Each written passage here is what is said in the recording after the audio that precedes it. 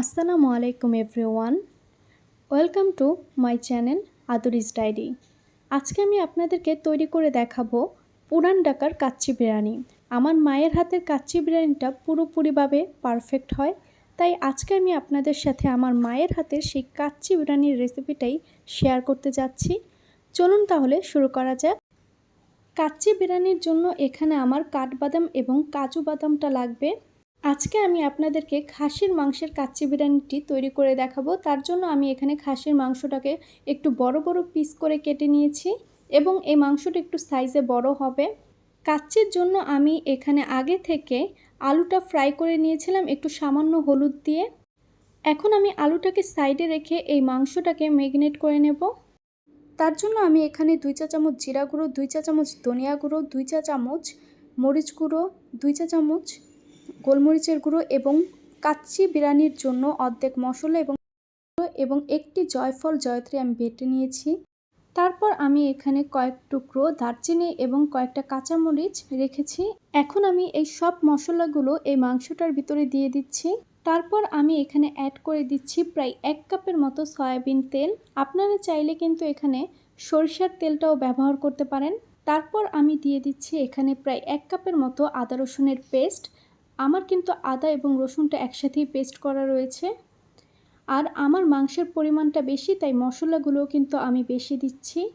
তারপর আমি এখানে আগে থেকে সেই কাঠবাদাম এবং কাজু বাদামটা পেস্ট করে নিয়েছিলাম, সেটা দিয়ে দিলাম। তারপর আমি এখানে দিয়ে দিচ্ছি প্রায় 1 কাপের মতো টক দই। আর আমি যেই উপকরণগুলো এই কাচ্চি বিরিয়ানিতে ব্যবহার করেছি, আপনারা চেষ্টা করবেন সবগুলো উপকরণ কিন্তু দেওয়ার, এতে করে কাচ্চিটা পুরোপুরিভাবে পারফেক্ট হবে। তারপর আমি এখানে প্রায় 2 কাপের মতো পেঁয়াজ বেরেস্তা দিয়ে দিচ্ছি। এখন আমি এই গরুর মাংসটাকে খুব ভালো মতো ম্যারিনেট করে নেব। আর আপনারা যদি একটু লক্ষ্য করেন তাহলে কিন্তু দেখতে পারবেন আমি কিন্তু এখানে লবণটা দিতে ভুলে গিয়েছিলাম, যার কারণে আমি পরবর্তীতে কিন্তু লবণটা দিয়ে দিচ্ছি। মাংসটাকে যত সুন্দর মতো আপনারা ম্যারিনেশন করতে পারবেন, মাংসটার টেস্ট কিন্তু আরও বেশি বেড়ে যাবে।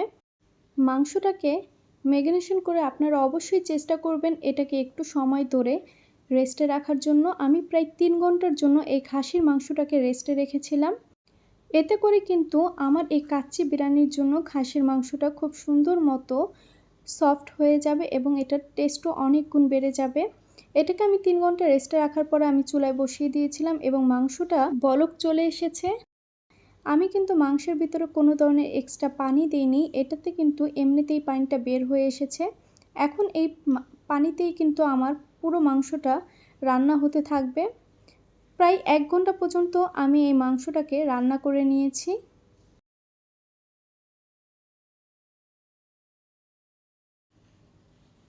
1 ঘন্টা পরে দেখলাম আমার কিন্তু ঝোলটা অনেকটা শুকিয়ে গেছে, তাই সেই ভেজে রাখা আলুটাকে আমি এখন এই মাংসের ভিতরে দিয়ে দিচ্ছি, যেটা আমি আগে থেকে একটু ফ্রাই করে নিয়েছিলাম সামান্য হলুদ দিয়ে।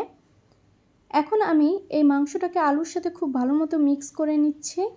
কাচ্চি বিরিয়ানির জন্য কিন্তু আমাদের মাংসটা একদম রেডি হয়ে গেছে। এখন আমি এটাকে চুলা থেকে নামিয়ে নেব এবং অপর সাইডের চুলায় আমি বসিয়ে দিয়েছিলাম কিন্তু সেই কাচ্চি বিরিয়ানির রাইসটা সেদ্ধ করার জন্য।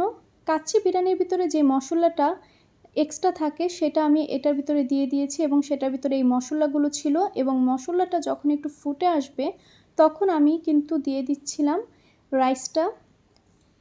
রাইসটাতে কিন্তু খুব সুন্দর একটা স্মেল আসবে এই মশলাগুলোর জন্য এবং একটি কাচ্চি প্যাকেটের ভিতরে আপনারা 2টা মশলা পেয়ে যাবেন। একটা গুঁড়া মশলা যেটা আমি প্রথমেই ব্যবহার করেছিলাম, আর পরবর্তীতে আরেকটা মশলা আমি এই রাইসের ক্ষেত্রে ব্যবহার করেছি।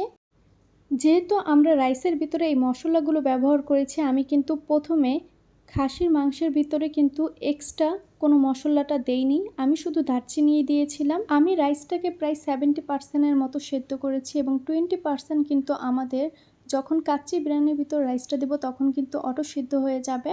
রাইসটাকে আমি নামিয়ে পানিটা জড়িয়ে নিয়েছি। এখন অন্য আরেকটি পাতিলে আমি রাইসটাকে বসানোর জন্য রেডি করছি এবং নিচে কিন্তু আরেকটি কড়াইয়ের মতো আমি দিয়ে রেখেছি যেন নিচে কাচ্চিটা লেগে না যায়। আর এই কাজটা কিন্তু অবশ্যই করার চেষ্টা করবেন।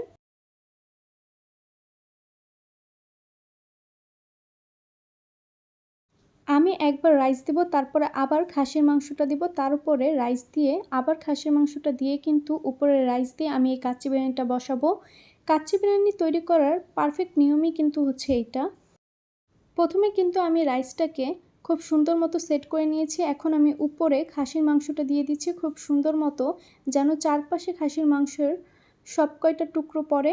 মাংসটা দেওয়া হয়ে গেলে আমি উপরে আবারও দিয়ে দিচ্ছি রাইসটা। খুব সুন্দর করে আমি চারপাশে আবারও রাইসটা সেট করে নিচ্ছি। আমি দ্বিতীয়বার রাইসটা দেওয়ার পরে উপরে আমি সামান্য পরিমাণের একটু টেস্টিং সল্ট দিয়ে দেব, যেটার কারণে কিন্তু আমাদের টেস্টটা আরও বেশি ভালো আসবে। আমি এখানে উপরে টেস্টিং সল্টটা দিয়ে কিন্তু তারপরে খাসির মাংসটা আবারও দিয়ে দিচ্ছি। খাসির মাংসটা দেওয়া হয়ে গেলে আমি উপরে আরেকটা লেয়ার দেব এবং সেটা রাইসের। আমি রাইসটাকে খুব সুন্দর মতো চারপাশে দিয়ে দিচ্ছি, যেন কাচ্চির ভিতরে সেই খাসির মাংসটা উপরে থেকে দেখা না যায়। এমন করে আমি সুন্দর করে সেই রাইসগুলো খুব সুন্দর মতো চারপাশে দিয়ে দিচ্ছি। তারপর আমি এই কাচ্চির ঢাকনাটা লাগিয়ে দেব এবং পাশ দিয়ে যেন কোনো রকমের হাওয়া না বের হতে পারে, তার জন্য আমি একটু আটা পানি দিয়ে গুলিয়ে এখন এই ঢাকনার ছিদ্রগুলো আমি বন্ধ করে দিচ্ছি। এতে করে ভাপে কিন্তু এই কাচ্চিটা হয়ে যাবে।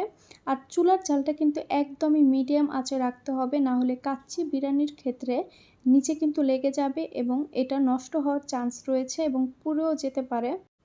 মিডিয়াম জালে আমি এটাকে প্রায় 30 মিনিটের মতো চুলায় রেখেছিলাম। এরপর আমি ঢাকনাটা খুলে নিচ্ছি। দেখতেই পাচ্ছেন আমার এই কাচ্চি বিরিয়ানিটা কত সুন্দরভাবে হয়ে গেছে এবং পারফেক্ট হয়েছে।